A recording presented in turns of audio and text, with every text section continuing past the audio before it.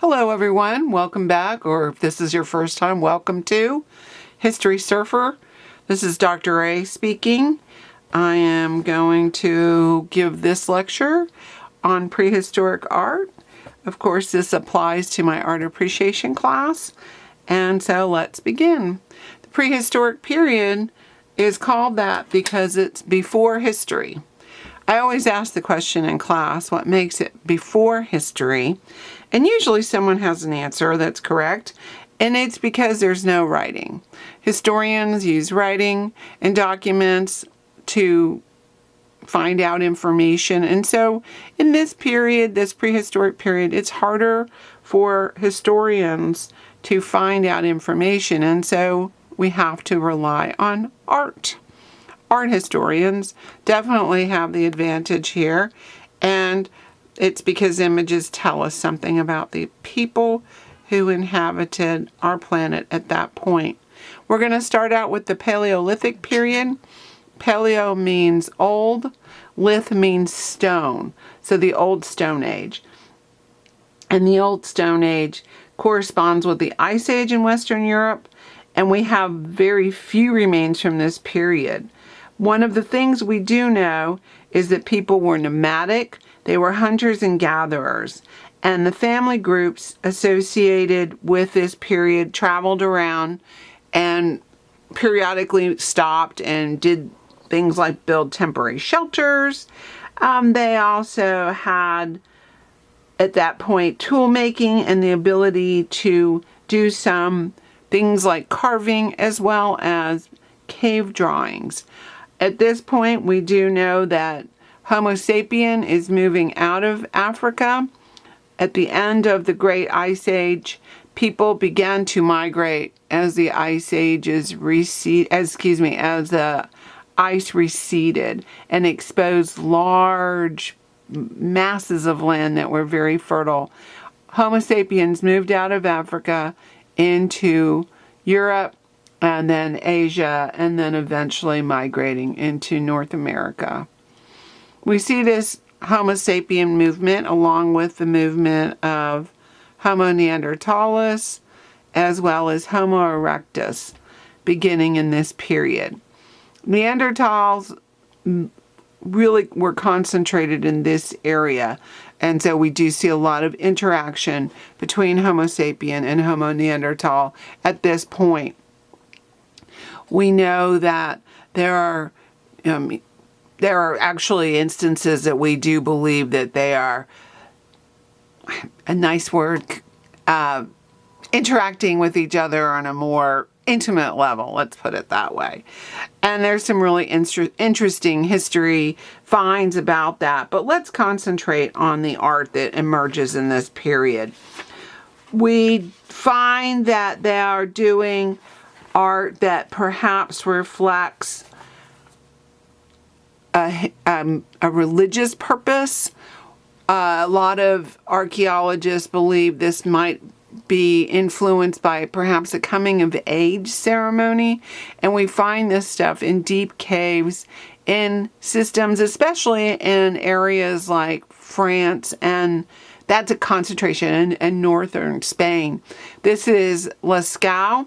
I see here the image of the great aurochs, one of the big animals that were populating the earth at that point. If this is an ceremony to understand animals, again, that's speculation, then perhaps they're hoping that they can conquer the great aurochs. The aurochs was one of the biggest animals that Homo sapien pursued, and from the aurochs emerges the modern cow. So it was a really important source of food for them. And so, of course, we feel those images might be related to hunting and understanding the animal spirit. These caves were deep. Images were deep inside the caves, and they're not where you can find them easily. They had thus perfected the use of fire, and these were, again, perhaps linked to some broader cosmic implication. We're not sure. Without writing, we don't know. We can only speculate. You can see the floor was up here at one time. And don't believe these are super extracted. They're not. This is fairly good representational art. Again, mostly with animals, although once in a while we'll see stick figures of humans, as well as things that happened in the heavens. Like, it seems like there's maybe some stars or something. But when we look at these, we do feel the presence of these ancient people. Look at this image with the imprint of the hand. They would have laid their hand down, put the pigment they were using in their mouth, chewed it up, and blew it to get that ghost-like image. But I always think these are so beautiful because it's almost as if they're reaching out to us. And thousands of years later, we still feel the presence of the people who came before us. It's like a signature to me. A lot of these images deal with pregnancy and fertility, and the oldest type of art from this period is definitely sculpture.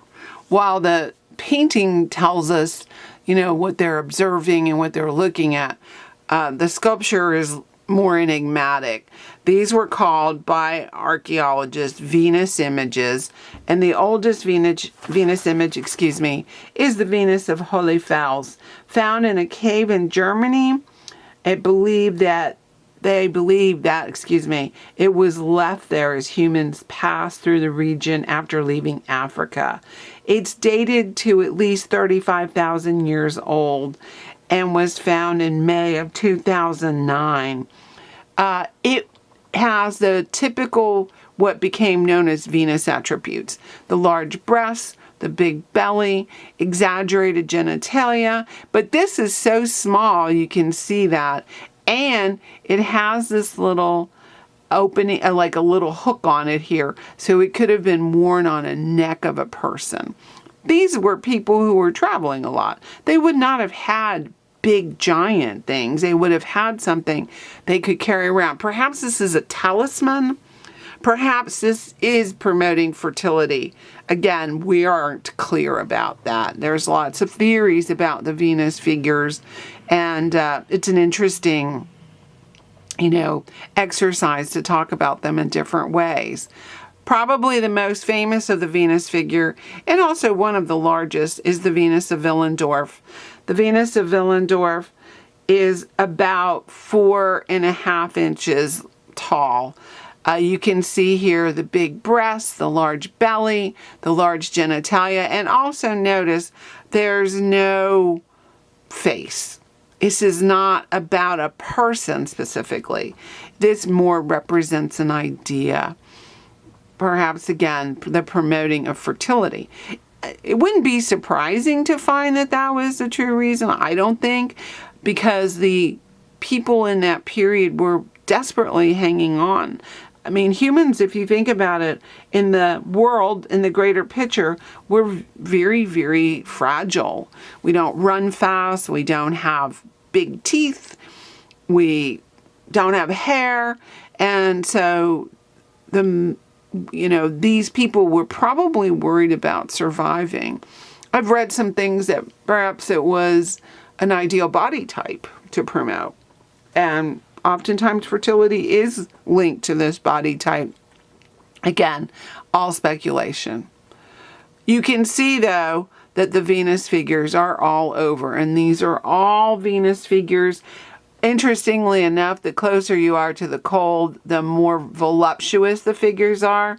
And the closer you are to where it's warm, the thinner they appear. And there's, again, many theories about this. So perhaps pushing an archetype for survival. These are the greatest finds of the Paleolithic period, in my opinion. I know some people concentrate on cave drawings. I think the Venus figures actually say quite a lot about the cultures of that day. By the time we get to the Neolithic period, and I am skipping the Mesolithic, that's the middle between the two, there's not a lot that happens. The Neolithic period, neo, new, stone, lith, age. we see that humans are definitely pretty much surviving. We have places where we see settlements emerge, and if you look at where it's green, also agriculture. Agriculture is an important component of this period. With agriculture, people could survive, and it was definitely something that made a difference in the survival of humans. I often think of the Neolithic Revolution as the greatest revolution that ever has happened to humans, because it guaranteed us a place here. We were going to make it. I think that revolution will probably be surpassed, but right now it is the big one because we made it. We're here. And with agriculture, we also see a boom in the population. Looking at the people who lived in this period, we do have some evidence of what they're like, and that is the image here is of Otzi the Iceman. Otzi was discovered in the hills, well, actually they're Alps, between Italy and Austria. And we know he is about 5,300 years old when he was found in 1991. He was in his 40s, and this is a recreation of what his attire was. Very degraded, but there was a little bit, and so they could find some things out about him, but he was found up here. When they discovered him, there's scale for you, an idea of how high the mountain is here. When they discovered him, the hikers believed they had found a murder victim. And so they contacted the police. When the police, they flew up here, and you can watch some great videos on this. What you see is they realize instantly, no way. He is definitely Ice Age, prehistoric period. And so they get forensic archaeologists to look him over, and they figure out a lot of things about him. Like, for instance, we know the last meal he ate was a goat, not a ghost, sorry. I don't know what I was thinking to say that. They also know he was murdered. That's one of the big things about Otzi. And he fell in a crevasse, so like a chasm in the glacier, and then was covered over by ice, which helped to preserve him. His skin is still on him. Here he is in the lab. And he actually looks pretty good for something that old. Otzi was about in his 40s. We know that he was sterile, but he was related to the people locally. DNA has proven that. He was at about the altitude about 10,000 feet, so we think that he was probably on his way maybe for hunting expedition. Again, it's speculation, but Otzi proves to us that these people were survivors. He was covered with over 50 tattoos, and it appeared he had quite a strenuous and physically life. He may have had these injuries from contact with animals, and the injuries that he had, those areas are tattooed. So like where his joints are. He had damaged his lower back had damaged here, and so he was tattooed there. These are pressure marks, so not tattoos. He's definitely someone who lived a hard life, and living in this period would have been hard. One of the greatest of the Neolithic monuments that emerged, because the Neolithic people began building bigger things. They wanted to build something that would last. And probably the most famous one, I hope you've heard of it, is Stonehenge. Stonehenge is in England. You can see here where it's located. It's south of London. It's on the Salisbury Plains. And we think that the early Britons who built it had different ideas of what its main focus would be. It was perhaps from the start an extraterrestrial site. We don't know. But we do know it's to celebrate celestial events. It is a calendar. It is very simply begun, although this is what we know it looks like today. And I'm in this. You'll see my picture here. There I am. I visited there in July of 2019. But it's out in the middle of the plains. And it is just enormous. And there's so many questions. The people who built it, it would have been very hard for them to build Stonehenge. And I recommend watching videos from National Geographic about Stonehenge because they are doing most of the work there. It is definitely a job for them because look at how rudimentary their houses are. So what makes you want to do something like this? It's always my question. What drives you to do this? And so it must have been super important. The first Stonehenge was a simple ditch, circular ditch. That's where the ditch was. And inscribed in the earth. And it was best described as an immense compass. To mark it, they would have had a hole in the middle where they would have driven a stake, and then they would have just scored the earth and then dug that perfect circle out. It was really only broken in one place, and they dug it with picks of antler and shoulder bones from oxen. There's little wood driven into here. So tall, like wooden poles, I guess the best way to describe it. Kind of, it's kind of like building almost like a fort. But we know it's oriented for the summer solstice in June. It's to predict that.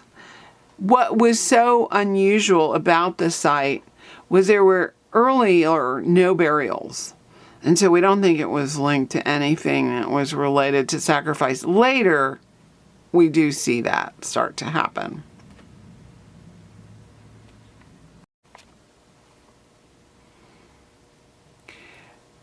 The original wooden poles were taken out and more were put in.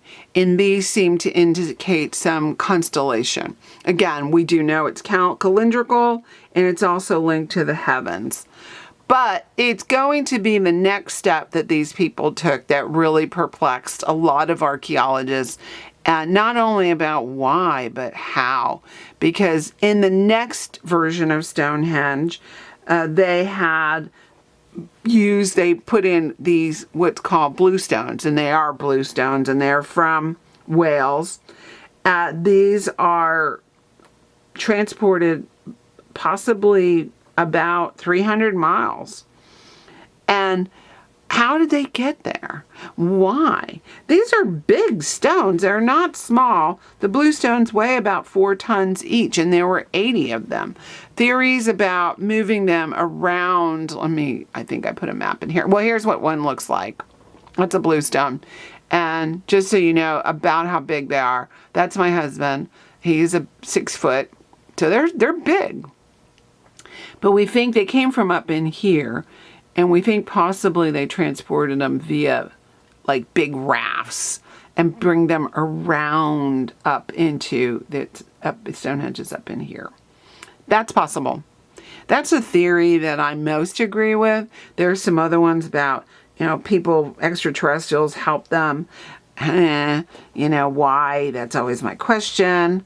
Everyone who knows me, that they know that I've always wondered why. Why? And the fact that it's a calendar doesn't surprise me. They're farmers. Maybe, the idea was to mark seasons. Think how important the summer solstice would have been. It marks the longest day of the year. And after that point, the days would get shorter and shorter and shorter. After they brought in the 80 bluestones, though, they decided to move them out, and they began to bring in these mammoth sarsen stones. The sarsens, that's S-A-R-S-E-N, weigh about 50 tons each. They came from a closer region. They're not far from there, about 20 miles. And there were about 30 of them that were moved there. Imagine 50 tons, 100,000 pounds. They don't think any, there's no other way they can transport them except to drag them there. And so that would have been a tremendous amount of work. It must have been so important. When we see the last and final version, and here's an example. This is at the museum when I was at Stonehenge. Of course, this isn't a real stone. You can see it's a solar panel up in there. But this is about how they would have moved them. Would have been on a sled like this, and they would have pulled it, and as this piece of wood was exposed, it'd be moved to the front, and they could keep moving. It would have taken an enormous amount of time. Again, these are really big. These are more, just think of this, 100,000 pounds. Finally, in the last manifestation of Stonehenge, they move all the stones, all the blue stones, some of them are moved back in, and all the stones are set with the large middle altar, and the sun comes in here at the Heelstone on the morning of the summer solstice. When the sun rises, it hits there. And there we see it. It is an enormous undertaking, and not just, randomly done. Not only do they bring these large stones, but when they pick them, they dress them on site. Okay, so what does that mean? Dressing. In other words, they smooth them and shape them. How would they have done this? With stone. So you would have been what they call pecking at the stone by very slowly turning it into dust. You can see here, this top piece called the lintel is put on, but it has a corresponding hole here in the bottom of the lintel, and then it locks onto this little notch there. They are 20 feet off the ground. The effort was, just, again, it's so unbelievable. And that the fact that they were able to get this together and put these lintels on in a type of tongue and groove construction, it's just a lot of work. The purpose of Stonehenge still confounds people today. We don't know what ritual was practiced here, and we do know that in the ritual lies the meaning, or at least we think so. It is not function, but ritual that we have to think about. Ritual transcends function. And so, why? But we know that these people worked together as a community, and it was something so important that even today, people recognize that Stonehenge has some mystical importance. And if you get a chance, you should go and see it. You can go inside the ring on the solstices. Other than that, you cannot. But it is a phenomena that continues to intrigue scholars.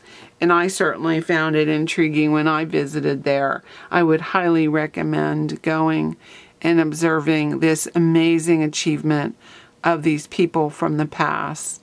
I hope you enjoyed this lecture, everyone. Please remember, take notes when you watch these, and I'll see you in class. Peace out.